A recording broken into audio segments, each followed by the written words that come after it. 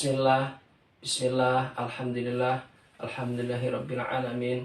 Wassalatu wassalamu ala asyrafil anbiya'i wal mursalin Sayyidina wa maulana Muhammadin wa ala alihi washabihi ajma'in, amma ba'du. Yang kami muliakan, yang kami hormati Bapak Anies Maskur. Semoga beliau selalu dalam naungan rahmat Allah Subhanahu wa taala, selalu dalam keadaan sehat walafiat, amin ya rabbal alamin.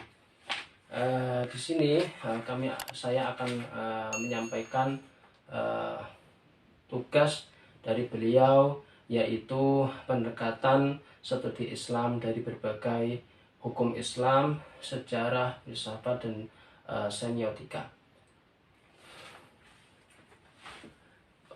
Pendekatan studi Islam yang pertama adalah pendekatan hukum Islam.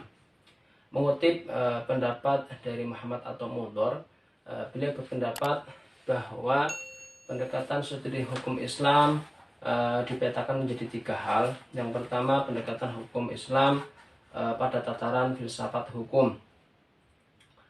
Pada tataran ini, aspek yang dikaji adalah filsafat hukum dan metodologi. Yang kedua, pendekatan hukum Islam normatif yang memiliki cakupan berupa semua literatur hukum tertulis, misalnya ayat-ayat ahkam dalam Al-Quran, hadis-hadis ahkam, kitab-kitab fikih, keputusan pengadilan agama, terus dokumen konstitusi negara-negara Islam, fatwa-fatwa mufti ulama secara individual maupun kolektif, dan berbagai literatur hukum tertulis lainnya. Yang ketiga, pendekatan hukum Islam empirik, yang mana cakupannya meliputi sosiologi hukum, antropologi hukum, politik hukum, psikologi hukum, ekonomi hukum, sejarah sosial, sejarah tokoh hukum, dan arkeologi hukum. Kajian-kajian hukum ini menurut Muhammad At-Tamudhor bukan bagian dari inti hukum, melainkan bersifat sebagai ilmu bantu hukum. Yang kedua, pendekatan studi Islam dari sejarah. Dari sejarah ada ilmu yang di dalamnya dibahas berbagai peristiwa dengan memperhatikan unsur tempat, waktu, objek, latar belakang, dan pelaku dalam peristiwa tersebut. Dalam ilmu ini, segala peristiwa dapat dilacak dengan melihat kapan peristiwa terjadi, di mana, apa sebabnya, siapa saja yang terlibat di dalam peristiwa tersebut. Seperti halnya contoh kecil Nabi kita Muhammad SAW, beliau dilahirkan di Makkah, dilahirkan dari keluarga bangsawan yang terhormat.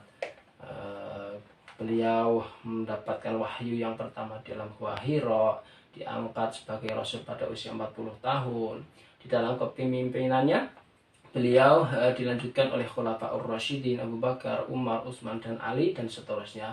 Itu dalam pendekatan sejarah. Adapun pendekatan studi Islam selanjutnya, yaitu dari filsafat.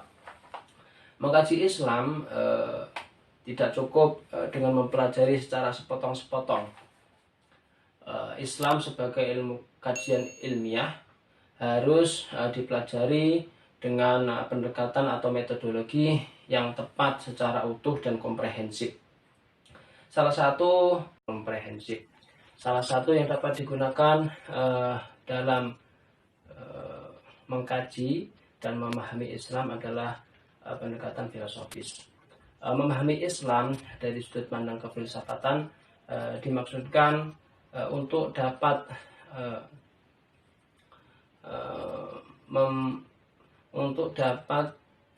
memecahkan atau menemukan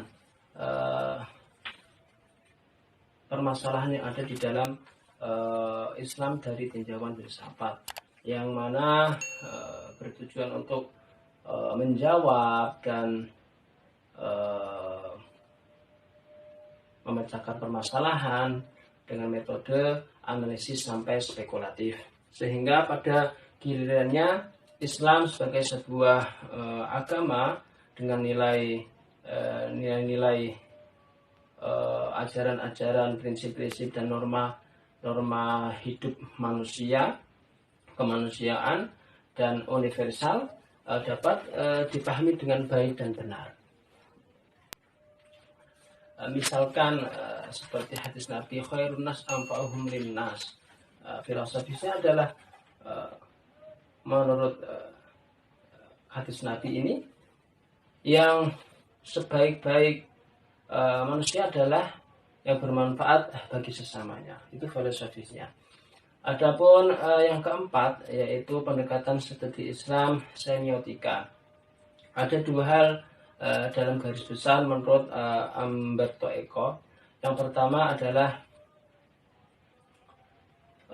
proses semiosis yang menjadi landasan dari cara kerja semiotika, sehingga tanpa adanya semiosis, semiotika tidak akan pernah ada.